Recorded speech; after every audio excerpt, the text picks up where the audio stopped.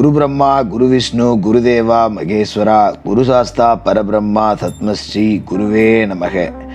இந்த வீடியோவில் நாம் 2024 வருடம் 2025 வருடத்திற்குண்டான குரு பகவானோட வக்கர பயிற்சி அப்படிங்கிறது தான் நம்ம பார்க்க போகிறோம்.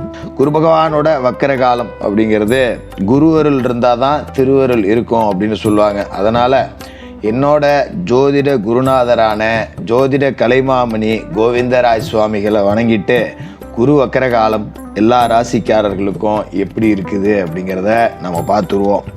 அதாவது நவகிரகங்கள்லேயே முழு சுப கிரகமாக இருக்கக்கூடியவர் குரு பகவான் தான்.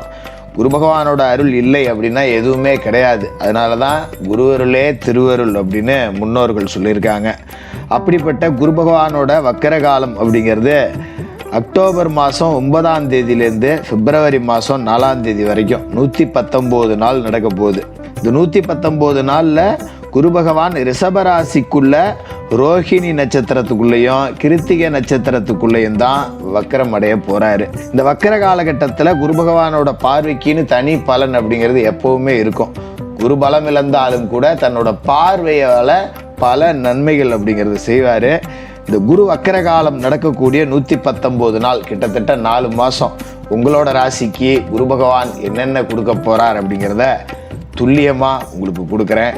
மேசராசி நேயர்களே, உங்களுக்கு இந்த குரு பகவானோட வக்கர காலம் அப்படிங்கிறது எப்படி இருக்குது அப்படிங்கிறத ரொம்ப துல்லியமாக நம்ம பார்க்கணும். ஏன்னா காலசக்கரத்தோட ராசியாக இருக்கக்கூடிய உங்களுக்கு இப்போ குரு பகவான் மிக சிறந்த நன்மைகள் செய்யக்கூடிய 2வது வீடான ரிஷப ராசியில் இருக்கார். அதாவது தனவாக்கு குடும்பஸ்தானம் அப்படிங்கிற இடத்துல இருந்துக்கிட்டு வக்கரம் அடைகிறார். நான் ஜோசியரை குரு பகவான் தனஸ்தானத்துக்கு வந்தால் நல்லது செய்வாருன்னீங்க, அதன் பிறகுதான் எனக்கு நிறைய கெடுதல்லாம் நடந்துச்சு, பெருசாக வாழ்க்கையில் முன்னுக்கு வரவே முடியலையே ஜோசியரை அப்படிங்கிற மாதிரி தான் இருக்கும். இந்த பக்கம் பார்த்தீங்கன்னா சனி பகவான் லாபஸ்தானத்தில் வக்கரம் அடைஞ்சிருக்காரு. லாபம் அதாவது காசு கொடுக்குற இடத்துல சனி பகவான் இருக்காரு. இந்த பக்கம் தனம், இதுவும் பணம் பெருகக்கூடிய இடத்துல குரு இருக்காரு. 2 ராஜகிரகங்களும் நல்ல இடத்துல இருந்தாலும் கூட பெருசாக ஒன்றும் செய்ய முடியாமல் போனது ஏன் அப்படின்னு பார்த்தீங்கன்னா இந்த சமீப நாட்களில் சனி பகவான் வக்கரம் அடைஞ்சிருக்காரு. நவம்பர் மாதம் 15ஆம் தேதி தான் சனி பலம் அடைகிறார். இந்த காலகட்டத்தில் இப்போ அக்டோபர் 9 குரு பலவீனம் அடைகிறார், வக்கரம் அடைகிறார். இது நல்லதா கெட்டதா ஜோசியரா அப்படின்னு நீங்கள் கேட்கலாம். அதாவது குரு தனத்தை கொடுக்கக்கூடிய இடத்துல இருந்தாலும் அசுர குருவோட வீட்டில் இருக்கார், பகை வீட்டுக்குள்ளே இருக்கார். அப்படிங்கிறதால அதனால் பெருசாக எதுவும் செஞ்சிட முடியல. குறிப்பாக பார்த்தீங்கன்னா வாக்கை நம்பி தொழில் செஞ்சவங்க, பேச்சை நம்பி தொழில் செஞ்சவங்களுக்கெல்லாம் கொஞ்சம் தடை. கொடுத்த வாக்கை காப்பாற்ற முடியல. ஒருத்தண்ட ஒரு அல்ல அவசரத்துக்கு 10 ரூபா வாங்கியிருந்தோன்னா நம்ம எப்போவுமே கரெக்டாக இருப்போம், கொடுக்கலாங்கல்ல. ஆனால் நம்மளாலேயே கொடுக்க முடியலையே அப்படிங்கிற மாதிரி தான் இந்த குரு வக்கர காலம் தொடங்குறப்ப மேசராசிக்காரர்களோட நிலை அப்படிங்கிறது இருக்கும். அதுமாரி குடும்பஸ்தானம் அப்படியும் அதுதான். அப்படிங்கிறதால பெருசாக வரன் தேடி அலைஞ்சி கிளைஞ்சி செலவு பண்ணது தான் மிச்சமே தவிர பெருசாக வரன் ஒன்றும் நல்லபடியாக அமையல. அது ஆணோ பொண்ணோ எத்தனையோ மாப்பிள்ளை இடத்துல பார்த்துட்டு போயிட்டாங்க, ஒன்றும் செட் ஆக மாட்டேங்குது. எத்தனையோ இடத்துல போய் பொண்ணு பார்த்துட்டேன், ஒன்றும் செட் ஆக மாட்டேங்குது. இப்படி தான் மேசராசிக்காரர்களோட இந்த நிலை அப்படிங்கிறது இருக்குது. சரி, இந்த வக்கர காலகட்டம் இதுக்கு மேலே நீ எதை பற்றியும் கவலைப்பட வேண்டாம். நிறைய நன்மைகள் அப்படிங்கிறது நடக்க போகுது. அதாவது குரு பகவான் வக்கரம் அடைகிறார் அப்படிங்கும்போது பகை வீட்டில் அவர் வக்கரம் அடைகிறாருங்கிறது நல்லது தான். அதனால் ஒரே ஒரு சின்ன தப்பு மட்டும் நீங்கள் செஞ்சிடக்கூடாது. என்ன தப்பு அப்படின்னா யாருக்கும் வாக்கு கொடுக்காதீங்க. கொடுத்த வாக்கு காப்பாற்ற முடியாது. அதுமாரி பெரிய பெரிய பஞ்சாயத்து சர்ச்சைக்குள்ளெல்லாம் போய் மூக்க நுழைக்காதீங்க. மத்தியஸ்தம் பண்ணுறேன் அப்படின்னு, நியாயம் பேசுகிறேன் அப்படின்னு குறுக்க போகாதீங்க. வாயை குறைச்சிக்கிட்டு செயலில் மட்டும் இருங்க. எதையுமே காதை தீட்டிக்கணும், வாயை பொத்திக்கணும். இந்த வக்கர காலகட்டத்தில் இதை மட்டும் செஞ்சீங்கன்னா ஏகப்பட்ட நன்மைகள் இருக்குது. ஏன்னா குரு இருக்கிற இடத்த விட பார்க்குற இடத்தால பலன் கூட. ரைட்டு, இப்போ வந்துடும் விஷயத்துக்கு இந்த வக்கர காலத்தில் என்ன நடக்க போகுதுன்னு. குரு பகவான் எந்தெந்த வீட்டை பார்க்குறாரு அப்படின்னு பார்த்தீங்கன்னா தான் இருக்கிற வீட்டிலேருந்து 5, 7, 9 இந்த 3 வீட்டை பார்ப்பாரு. அதாவது குரு பகவான் இருக்கிற இடத்துலேருந்து 5ங்கிறது கன்னி ராசி உங்களுக்கு 6, 7ங்கிறது விருச்சிக ராசி உங்களுக்கு 8, 9ங்கிறது மகர ராசி உங்களுக்கு 10. அப்போ உங்களோட ராசியை பொறுத்த வரைக்கும் குரு பகவான் 6, 8, 10 இந்த 3 இடத்த பார்க்க போகிறாரு. இனிமேல் கவலைப்பட வேண்டியதில்லை. ஏற்கனவே அந்த இடத்த தானே பார்த்துட்டு இருந்தார் ஜோசியரை, நீங்கள் என்ன இப்போ என்னமோ புதுசாக சொல்கிறீங்க அப்படின்னு கேட்கலாம். நியாயமான கேள்வி தான். பகை வீட்டில் இருந்துக்கிட்டு அவர் பலமாக இருந்ததால் பகை தான் பலமாச்சே ஒழிய உங்களுக்கு ஒன்றும் பெருசாக நன்மை நடக்கலை. இப்போ 6ஆம் இடத்துல அவரோட பார்வை விழுவுது அப்படின்னா 6ஆம் இடம்ங்கிறது ருணரோக சத்துருஸ்தானம், கடன் பகை நோய் இதை குறிக்கக்கூடிய இடம். முதல்ல குரு பகவான் என்ன பண்ணுவார் அப்படின்னா இந்த வக்கர காலகட்டத்தில் உங்கள் கடனை அடைச்சி விட்ருவார். ஏதோ ஒரு ரூபத்தில் பணம் வந்துடும். பூர்வீக சொத்தை விற்றா இருக்கலாம், இல்லை யார்ட்டையாவது கொடுத்து ஏமாந்த காசு உங்களுக்கு திரும்பி வரலாம், இல்லை திடீர்னு தொழிலில் 10 ரூபா கூடுதல் முன்னேற்றம் அப்படிங்கிறத அடையலாம். ஏன்னா தொழில் ஸ்தானத்திலே அவரோட பார்வை விழுது இல்லையா. இப்படி கடமை அடைக்கிறதுக்கு ஒரு வழி கொடுத்துருவார். ஏன்னா வழக்கமாக நாம் ஒரு பாதையில் போவோம், இன்னைக்கு காலையில் எழுந்திரிச்சு ஆஃபீஸுக்கு போனோம்னா இப்படியே தான் போவோம் அப்படின்னா அப்படியே கூட போக முடியாத ஒரு சூழல் இப்போ இருக்குது. வழியிலேயே அவன் நிற்பானே, கொடுத்த காசு கேட்பானே, என்னடா பண்ணுறது அப்படின்னு சொல்லிட்டு மனசுக்குள்ளேயே கூனி குறுகிட்டு 2 கிலோமீட்டர் சுற்றி இந்த பக்கமாக போக வேண்டிய நிலைமை. என்னடா பண்ணுறது, எத்தனை நாள் தான் பதில் சொல்கிறது அப்படின்னு. இனிமேல் அதை பற்றி கவலைப்பட வேணாம். ஏன்னா கடன்பட்டார் நெஞ்சம் போல் கலங்கி நின்றான் இலங்கை வேந்தன்னு கடனை பற்றி இலங்கை வேந்தனே கலங்கியிருக்கான் அப்படின்னு ஒப்பிட்டு பேசியிருக்காங்க. அதனால் உங்கள் மனசை கலங்க வச்ச கடனை குரு அடைச்சி விடுவார், கவலைப்பட வேண்டாம். அதுமாரி நோய், உடம்புல ஏதாவது ஒரு பிரச்சனை அப்படிங்கிறது இருந்துக்கிட்டே இருக்குது. இனம் தெரியாத பிரச்சனை. சரியாக சொன்னோம் அப்படின்னா மேசராசிக்காரர்களை பொறுத்த வரைக்கும் சரும வியாதிகள் அப்படிங்கிறது இந்த காலகட்டத்தில் இருக்கும். திடீர்னு பார்த்தீங்கன்னா மூஞ்செல்லாம் கருத்து போயிருக்கும், கை காலில் எங்கேயாவது ஒரு இடத்துல கடி மாதிரி வந்துடும். பார்க்குறவன் கேட்பான், என்னடா முறையெல்லாம் கருப்பாக இருக்குது, என்ன பண்ணுற ஏது பண்ணுறேன்னு. இப்போ இந்த வெளியில் தெரிகிற மாதிரி உங்களை அவமானப்படுத்தின அந்த நோய் நொடி அப்படிங்கிறதுலேருந்து மீட்டு கொடுக்க போகிறார்.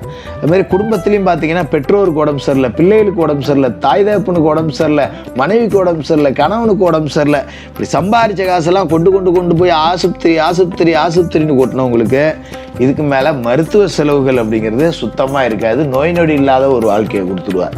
இதுமாதிரி பகையாளிகள், பொதுவாகவே மேசராசிக்காரர்கள் பகையாளிகளை வெல்லக்கூடியதில் ஒரு அற்புதமான ராசிக்காரர்கள்.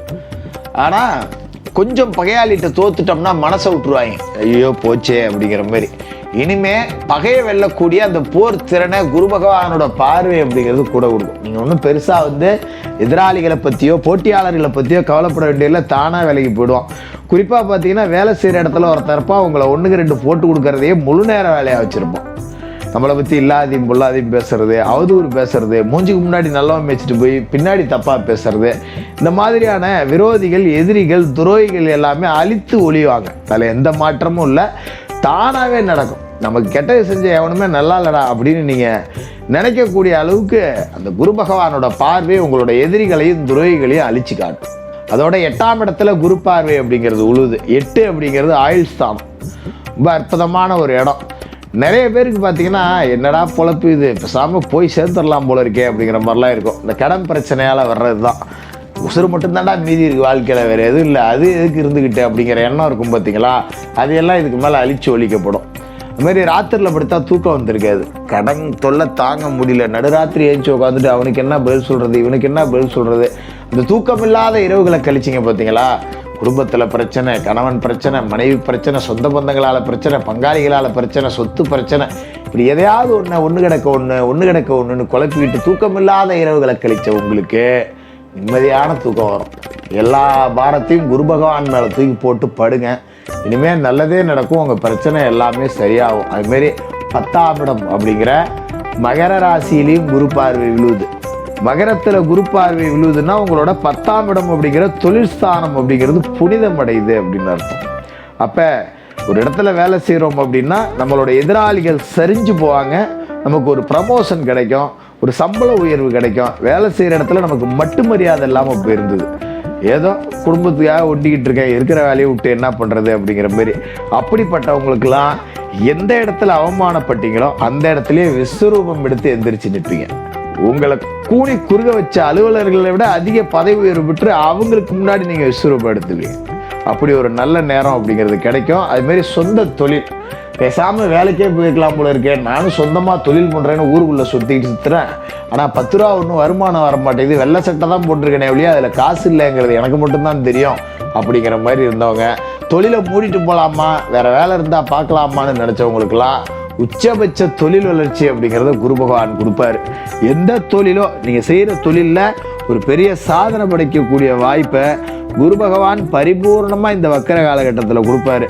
இதே காலகட்டத்தில் நவம்பர் மாதம் 15ஆம் தேதி சனி வக்கர நிவர்த்தி ஆயிடுறாரு. சனி வக்கர நிவர்த்தி அப்படிங்கிறது உங்களுக்கு அற்புதங்களை அள்ளி கொடுக்க போகுது. ஏன்னா சனி உங்களோட ராசிக்கு 10க்கும் 11க்கும் அதிபதி, தொழில் அதிபதி, லாப அதிபதி. இப்போ அவர் லாப வீட்டில் இருக்கார், 11ஆவது வீட்டில். அவர் பலம் அடைஞ்சிட்டார் அப்படின்னா குருவும் சனியும் சேர்ந்து கொடுப்பாங்க. எதிராளிகள் தெரிச்சு ஓடுவாங்க. உங்களை விஞ்சறதுக்கு ஆளே இல்லாத ஒரு அற்புதமான 119 நாட்கள் உங்கள் கையில் கிடச்சிருக்கு. இதை சரியாக பயன்படுத்திக்கிட்டிங்கன்னா உங்கள் வாழ்க்கையவே செட்டில் பண்ணிடலாம். நீ நினச்சதெல்லாம் சாதிச்சிடலாம். அப்படிப்பட்ட ஒரு அற்புதமான காலகட்டம். குரு பகவானை வியாழக்கிழமையில நெய் தீபம் ஏற்றி வணங்குங்க. சனி பகவானை சனிக்கிழமையில எல் தீபம் ஏற்றி வணங்குங்க. விரயஸ்தானத்தில் ராகு இருக்கார். செவ்வாய்க்கிழமை ராகுகால நேரத்தில் துர்க்கைக்கு தீபம் ஏற்றுங்க. எது வந்தாலும் சரி, எதிரிகளே வந்தாலும் சரி, சூர சம்ஹாரத்தை குருவும் சனியும் சேர்ந்து செய்வாங்க. உங்களால் முடிஞ்ச உதவிகளை பாதிக்கப்பட்டவர்கள், இல்லாதவர்கள், இயலாதவர்களுக்கு செஞ்சுக்கிட்டே வாங்க. அது அன்னதானமோ ஆடைதானமோ உங்களுக்கான நேரம் அப்படிங்கிறது தொடங்கிருச்சு. ரொம்ப அற்புதமான ஒரு குரு வக்கர காலம் அப்படிங்கிறது மேசராசிக்காரர்களுக்கு இருக்கு. வாழ்த்துக்கள்.